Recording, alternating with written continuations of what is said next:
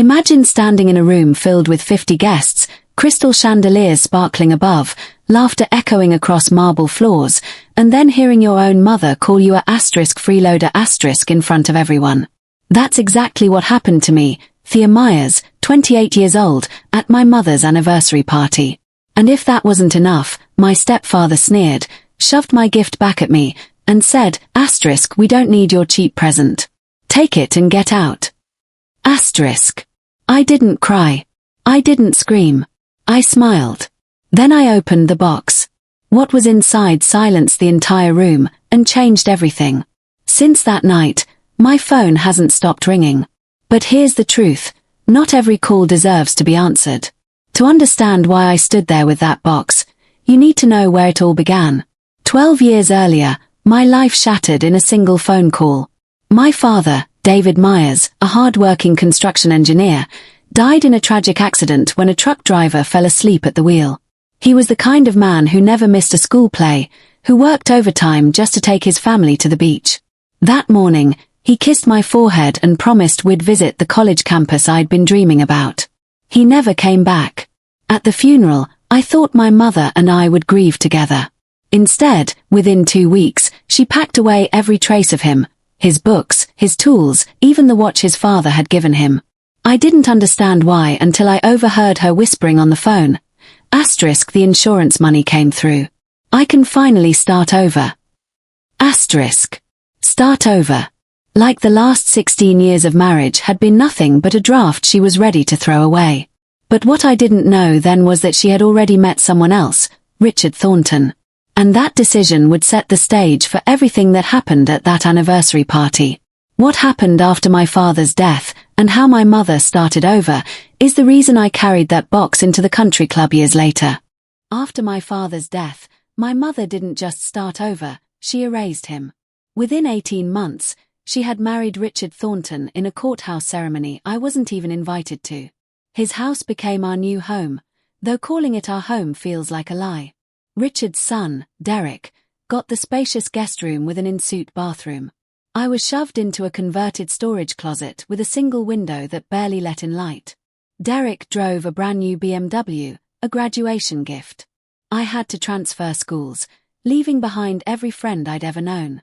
When college applications came around, I finally asked my mother for help. I had earned a partial scholarship but still needed $8,000 a year. She cut me off mid-sentence.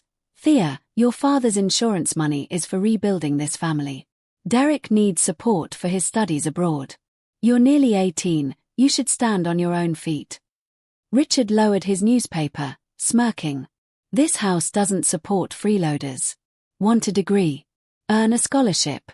That's how the real world works." That was the moment I realized the truth. In their eyes, I wasn't family. I was baggage from a life my mother wanted to forget. But what they didn't know was that my father had left me something that would change everything. The night before graduation, I lay in that cramped room, staring at the water-stained ceiling, calculating my future. No savings. No support. A scholarship gap I couldn't cover. And a deadline. Richard had made it clear I was out the day I turned 18. Then, my phone buzzed. An unknown Boston number. I almost ignored it, but curiosity won.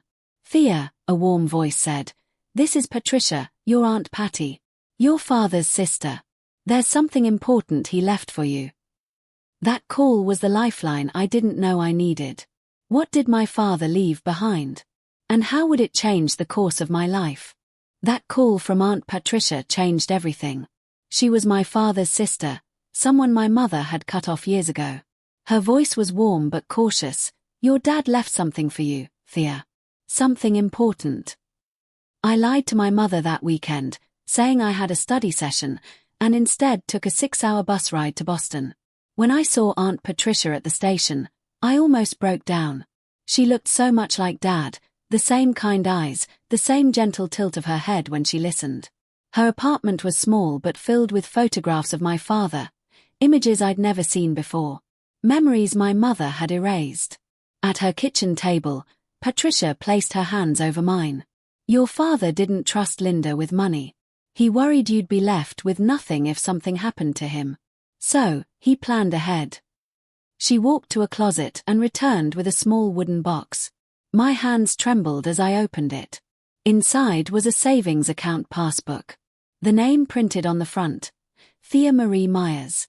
My father had opened it when I was 3 years old, depositing money every month, no matter how tight things were. The last entry nearly stopped my breath, $47,000. Beneath the passbook was an envelope, yellowed with age. My father's handwriting covered the front. Inside was a letter that began, "My darling Thea, if you're reading this, it means I'm no longer there to protect you. But I need you to know I never stopped trying." Through tears, I read his words. He told me the money was mine, to build the life I deserved. He reminded me I was extraordinary.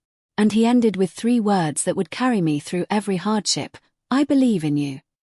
For the first time since his funeral, I cried, not from despair, but from hope. That night, I realized I wasn't alone. My father had believed in me enough to prepare for the future I couldn't yet see. But how would I use that secret gift to escape the house where I was unwanted, and build a life no one expected? Armed with my father's secret gift, I finally had a way out. Graduation day arrived with perfect June sunshine, but my seat in the audience was empty. My mother and Richard had chosen to spend the morning buying Derek a new car instead of watching me walk across the stage. I accepted my diploma alone, smiled for the photographer, and kept moving. That afternoon, I packed everything I owned into 2 suitcases. Before leaving, I placed a note on the kitchen counter, "Thank you for teaching me exactly who I can depend on." Then I called a cab, bought a one-way ticket to New York City, and stepped into a new life. Aunt Patricia had already arranged a small studio apartment near campus. It wasn't glamorous, but it was mine. That first night, sitting on a bare mattress, watching the city lights flicker through the window, I felt something I hadn't in years: freedom. Terrifying, exhilarating freedom. The years that followed were brutal but transformative. Freshman year, I waitressed 30 hours a week while juggling classes, surviving on day-old pastries and black coffee. Sophomore year, I landed an internship at a small design firm, learning more in 6 months than most do in years. By junior year, clients began requesting me by name. I freelanced, built a portfolio, and grew my savings. Senior year, I graduated at the top of my class. 3 firms offered me positions. I chose the one with the most room to grow. By 25, I was lead designer at a prestigious Manhattan firm. By 27, I opened my own studio, Thea Myers Interiors. My projects were featured in magazines, and clients with 7-figure budgets sought me out. Through it all, I kept my success private.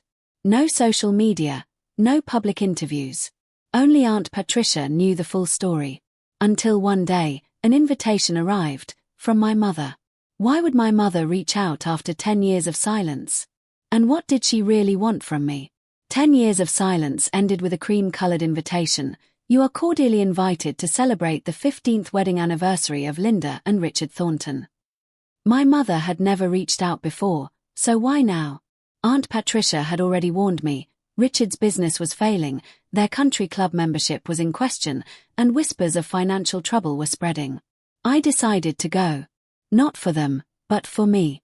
To close the chapter. The country club was dazzling: crystal chandeliers, string quartet, guests in pearls and tailored suits. I walked in alone, carrying a navy blue box wrapped with a silver ribbon. Whispers followed me. "Is that Linda's daughter? The one who disappeared?" My mother spotted me but didn't greet me. "Derek, smug as ever, sneered, "So the prodigal daughter returns. Don't embarrass yourself. Nobody here cares about you." He laughed at the box in my hands, assuming it was worthless. Finally, I approached my mother and Richard. I placed the box on the table. "Happy anniversary, Mom." She smirked, dismissing me in front of her guests. Thea was never good with gifts. Probably something from a clearance rack. Richard shoved the box back at me. "We don't need your cheap present. Take it and get out." The room fell silent. 50 pairs of eyes watched. My heartbeat thundered, but I stayed calm. I untied the ribbon, lifted the lid, and revealed what was inside. A silver key. Beneath it, a property deed. This, I said, holding the key high, is for a 2-bedroom apartment in Manhattan. Fully paid. Valued at $450,000. I was going to give it to you, a chance to start over.